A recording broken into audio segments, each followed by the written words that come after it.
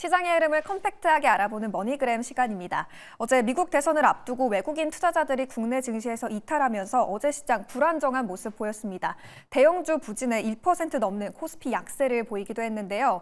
이 가운데 오늘은 또 어떻게 시장 접근해보고 대응해보는 게 도움이 될까요? 오늘장 투자 전략도 머니그램 코멘트 통해서 빠르게 체크해보겠습니다. 네, 먼저 김민성 매니저의 코멘트부터 만나볼게요. 거래대금 감소, 메이저 수급 관망으로 국내 증시 약세 흐름이 예상됩니다. 우리 모두 화이팅 하자고요 라고 응원 메시지 남겼는데요. 오늘장 전반적인 시장 흐름 코멘트 남겼습니다. 약세 흐름 예상된다는 전망이었고요. 그럼 바로 이어서 또 다음 코멘트는 어떤 내용일까요? 다음 코멘트도 만나보시죠. 변영인 대표인데요. 큰 수익 안겨줄 투자처는 K방산이죠. 내년에는 글로벌 방산업체 톱 상위권에 올라갈 만큼 성과를 보일지도 몰라요 라면서 K방산주에 대한 기대감 남겨줬습니다. 변동성 큰 시장에서 안정적인 업종이고 그리고 내년에도 좋은 전망 있다는 코멘트였으니까요. 전략에 참고해보시기 바라겠습니다. 다음은 또 어떤 코멘트가 준비돼 있을까요? 다음 코멘트도 만나보겠습니다. 송률 매니저인데요. 낙폭 과대, 실적 턴어라운드 종목 중심으로 변동성이 낮은 업종에 주목해봅시다. 지금 떠오르는 그것, 방산과 화장품이네요 라고 남겼습니다. 낙폭 과대 업종 혹은 턴어라운드 보이는 종목 챙겨봐야겠습니다. 변동성이 비교적 덜한 업종에 주목해보는 게 대안이 될 텐데 그 안에서 방산과 화장품주 제시해 주셨습니다. 오늘 전략에 참고해보시면 좋을 것 같고요. 그럼 이어서 다음 코멘트도 바로 만나볼게요. 다음 머니그램인데요. 신광선 매니저가 남겼습니다. 블랙록 이야기했죠. 삼성전자 상승, SK하이닉스 하락, 삼성전자 관련주 위주로 눌림 매매 유리하니까 도전해보자고요 라고 남겼습니다. 삼성전자 관련주 눌릴 때마다 매수해서 오를 때 파는 눌림 매매 전략 가져가 보셔도 좋을 것 같고요. 바로 이어서 화면 통해서 다음 알림도 확인해 보겠습니다. 네, 이슬희 팀장의 코멘트입니다. 중국 제조업 PMI가 6개월 만에 확장세를 보였어요. 어제 중국 소비주에 관심을 가질 차례예요 라면서 중국 소비주 집중해 주셨습니다. 네, 중국 제조업 PMI가 기준치 50을 넘어가면서 3월 이후 처음으로 확장 국면에 진입을 했는데요. 이슬희 팀장은 중국 관련해서 전략 남겼습니다. 잠시 후에 조금 더 자세하게 전략 챙겨가 보도록 하겠고요. 그럼 바로 이어서 다음 머니그램 코멘트부터 만나볼게요.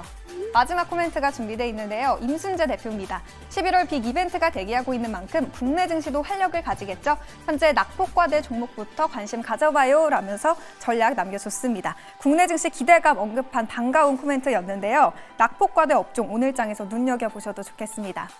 그럼 오늘장 투자 전략 조금 더 자세하게 들어보고 싶은데요. 오늘은 이슬희 팀장 전화 연결해서 전략 파헤쳐 보겠습니다. 팀장님 안녕하세요. 네, 안녕하세요. 네, 먼저 시장 흐름을 진단하고 넘어가고 싶은데요. 오늘장 시장 흐름은 좀 어떻게 전개될까요?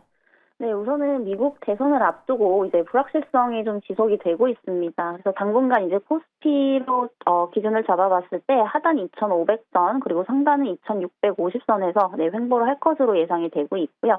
향후에 이제 정권이 교체가 된다라고 한다면 정책금리라든지 각종 이제 기업에 대한 규제 기준들이 변경이 될 수 있기 때문에 대선 전까지는 다소 보수적인 투자를 하시면서 현금 비중을 확대하시는 전략이 상당히 좀 유효해 보입니다. 또 외국인 수급 부진이 여전히 좀 이어지고 있는 상황인데 이에 따라서 이제 주도업종 부재는 당분간 이어질 것으로 보이고 있고요.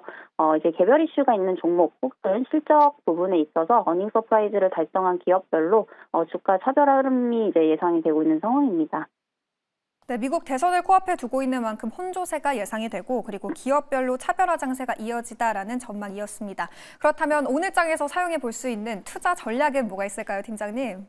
네, 저는 이제 화장품 업종에 좀 관심을 두실 필요가 있다라는 말씀 드리겠고요. 우선 이제 고점 대비 평균 마이너스 20% 이상 하락이 나오고 있는 상황입니다. 이에 따라서 이제 밸류 부담이 단기적으로 좀 완화되고 있는 상황이라고 보시면 될 것 같고요.